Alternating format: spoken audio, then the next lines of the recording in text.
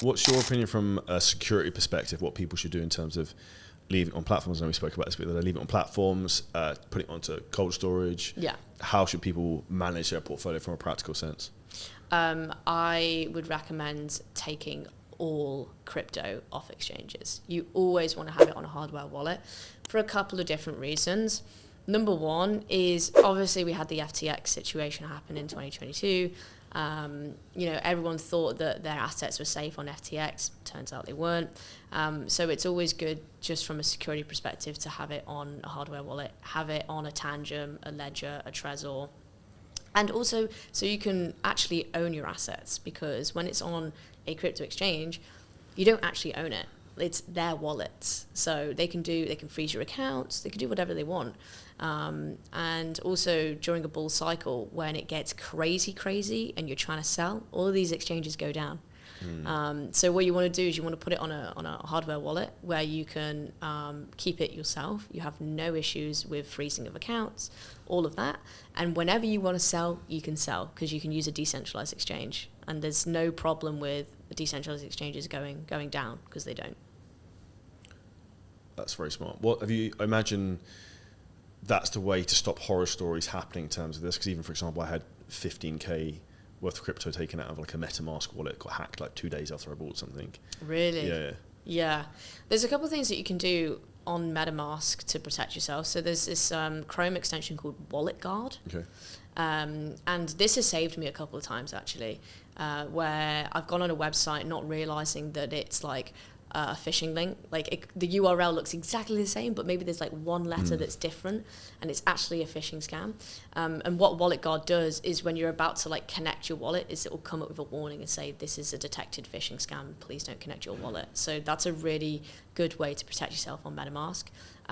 But again, try and take it off software, try and take it off centralized exchanges, just put it in a hardware wallet. And honestly, it will save you thousands and thousands of dollars and massive headaches. And just don't lose the hardware wallet.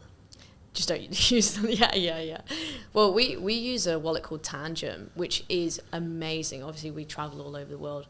And it's kind of like a hotel key card, where the private keys are inside of that card, and you have multiple different cards. So I think you can buy either 2 cards or 3 cards. So even if you lost that card, you've got 2 backups. So even if you lose it now, you can still get it back.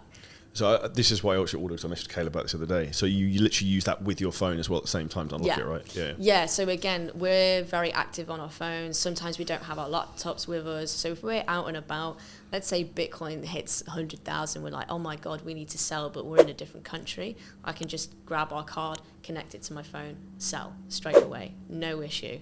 It's brilliant. It's one of the best hardware wallets I've ever used. I've ordered it, hasn't turned up yet, so I'll keep posting on that. Is there anything else people should do from a practical point of view to try and keep everything safe? Because I know this is one of the big things I think that the mainstream people who aren't in the space are concerned about. They're worried about scams, people hacking their wallets, all this type of stuff. Yeah, I mean, there's a few things. I bookmark everything on my laptop, so it's always saved, the right URLs, the right addresses. There's also something that you can do on a centralized exchange, where basically you can put in a code, and every time your exchange sends you an email, that code is put on the top right hand corner, so you know it's a legitimate email. Because what ends up happening is you'll get an email from Coinbase, and it's not Coinbase. They'll say, oh, someone's hacked your account. Or, I've seen that loads. Yeah, or you need to update this or that. And what they don't realise is it's not actually the exchange. It's a phishing email going to a phishing website to basically drain your account, because they'll get you to put in your username and password. They'll get that data, sign into your account, and then drain all your stuff. So what you need to do is make sure that you have that code. So top right hand corner, I have like 6 digits. So I know that when an exchange is sending me an email, I check if the code's there. Okay, this is a legitimate email. Brilliant, I can continue. In my opinion, the bull run that's coming up now, I was under the opinion that I thought a lot of that action would have been more of this year. Is that something you would expect it to happen, or did you always think it was going to be more 2025? No, I always thought it was 2025. Because you got to think, 2024 was like 2020. There wasn't much that happened 2020 until the end of the year, Q4, which is where we're at right now. We've only just started Q4, and we're only just starting to creep towards all-time high.